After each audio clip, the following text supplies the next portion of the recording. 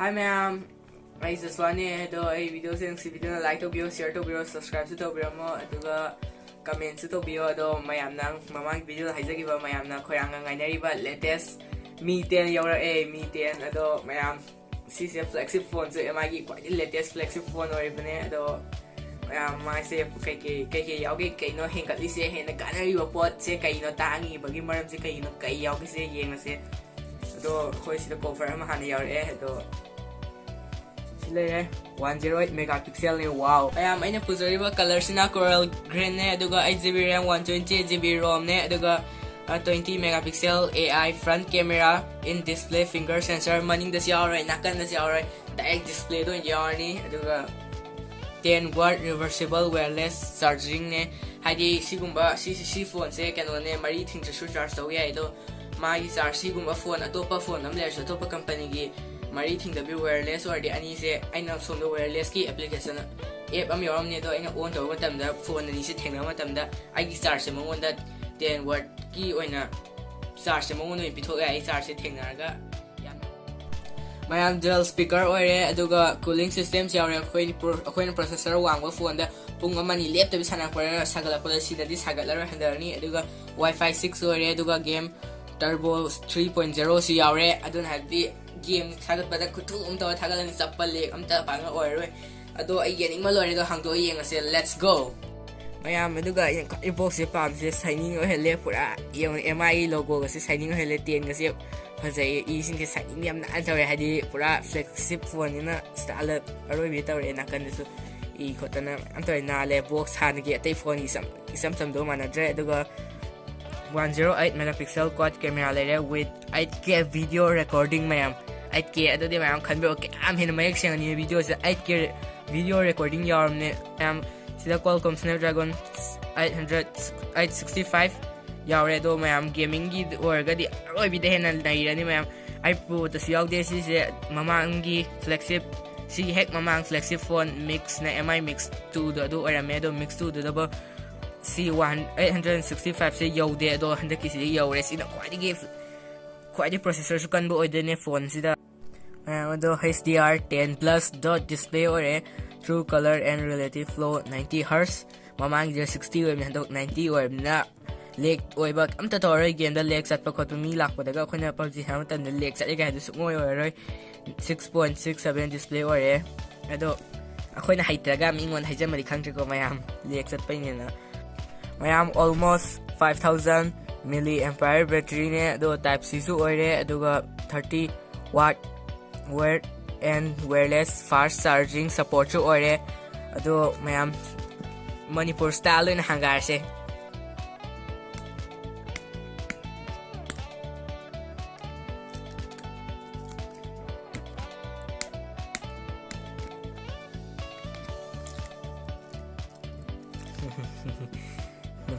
kirom nungai bang pue hangam dai se ai su ujina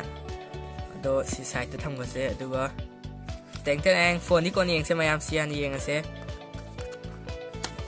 sida sim ejector pin yaure aduga sida instruction khara yaure mayam sida headphone adapter yaure yamna snuk si pick up e atai gi da kit in saw bane si yamna si ku pick xiao mayam ku ten si pura cute oi yamna pi e ado si site tham ga se aduga sida akhoi gi cover am yaure cover si so han silicone ore handakti hard cover on hore hard mayam yeng bio ka laure handakti rubber gi do oi tra mayam handakti canon atang ma phone ina mai sigum di kitang rubber oi besange to si kitang rubber oi do mai si maning gi di pura plastic ki type tawre yamna phare handakti nungare he na quality phare atang ma phone ore nina quality of house afawa pire se sutek suchin gam te aje suga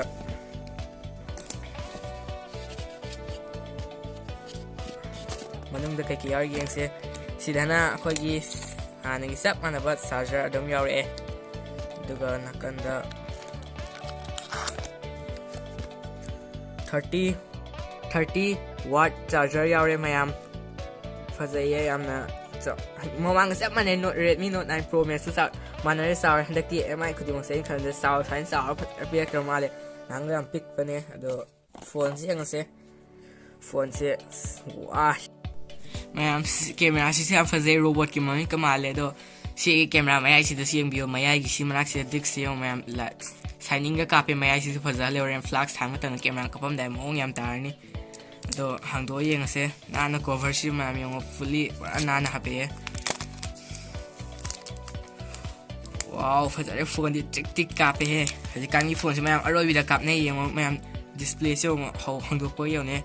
kape display maning si am fazai shiny yam oye mayam yung ne sign chung mayam agi si phone si aduga mai finishing si am nan loi sal finishing yam nan loi sal do si phone si yang se ji adu mayam na shiny so area fazare phone se yam na canon so area mai display se curve area do sina aina pozare ba color sina coral green ne aduga twilight blue sina twilight gray ne mayam yung bio sina twilight gray aduga aina paise sina coral green ne fazare ani mak sak mana shiny ke loi mane fazare shiny ge si sak mane color ama boigira fazabdi khanbam khangaroi mayam sak mana re do phone se thagalaga yeng se mayam thagale sida moi logo thoe adu mayam si phone se akoina important am oise kemne te 5G ge phone ne MI ge first phone odine 5G da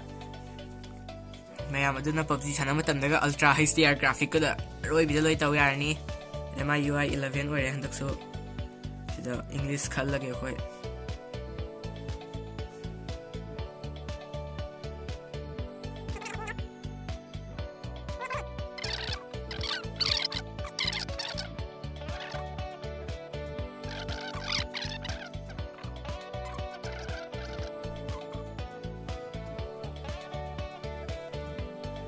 mayam finally loire do mai maning si am fazai mayam aina pam phone haida sina kwai de oire male mayam picture si am fazare color ki loi fazare si adu si wallpaper si sane mayam yung view color se ado mayam manung sang ga ki no yeng ase mayam yung view lo khutu se mayam on tau jisu khoi chana on tor ga chan thaga laga si finger si dam thama tau ge si ado khoi muthat la dum tak am theng ga si adum on to khat so ma mai color si dam phazale mayam yung bio green go ga kung hala design jam phalan design ga taw to kutum to maning gi do de si no hen thore mayam ai nga acm screen ji theng do atopan taw ge mayam do yade kamai to ibn kam to mayam yade yung si yade so mayam ado kamai to ibn khande screen si do si am phazana se mi si latest technology mayam ado ayam harawe mayam sigi my feature se mayam ado settings ang agi yeng ase about phone the sang ga sida device name mi phone lare device model mi 10 MIUI 11 ore aduga sida android version 10 ne aduga all spec sang yeng se ram 8GB ne mayam CPU na octa core 2.8 GHz ne aduga sida internal storage na 110.25GB available ne aduga total now 128GB ne ado camera ki kaiso mo yeng ase kai hen hengalage se yeng ase mayam ado camera gi feature se yeng ase sida khoi photo me ke focus loga photo amna mase ado photo sida haji khoi zoom taw matamda kian tu ngam de sida zoom taw ya de do khoi haji 108 megapixel magi sigi di kana si yeng se focus amai teloga namo matamda siname ngatang 10 yeng hatang kuyan ne do video de phasarani mayam sida ngasagi do sak mani do busana haje amu ahum lang matamda mayam yeng bio ada mobile tower su tower mayam de si uram dab se mayam phazan ure do aham bagi si yeng mayam sida su ude zoom tor se bo thongnau ka le si yum se ude to mayam yeng bio sida thong si lai si loi ure yum se mayam mi le pukot loi ure ni yeng bio video sida sida su ude mayam sida su udam ne do sida ure akhoi tower sing sida akhoi video da udam ne do photo si loi ure mayam yeng bio thong ke loi pan pukot ure mai feature jam na phazai mayam video isam samanam matam na di kisu mafam se kan de do bo akhoi na khwadi gi magi feature 8K se 8K hek thamaga nam matam dai second tara namjore do bu second tara sida 100 MB mu kanjale ado 8K thamdaga di tawde do mai kitangbudi kanjalle do yamna video di pan sengatle ai ki hapamnina atai phone da yaram do mayam sigide ai ana thamoi singa like tok jai mayam ado design se aim winner se mayam design se su my colors su sunny yam oi phajai ado nungsa ma ne putho phajai asai gai manung na tawbudi imung wang tawdo mayam phajai wale do haji aim bio mayam like kam or manung da display se glass ani hum hapi ta aim bio mayam phajai like ka se oi laga mayam sidana secondary mic le sidana IR blaster le adu sidana speaker le secondary speaker adu somna pura camel dress plain or sin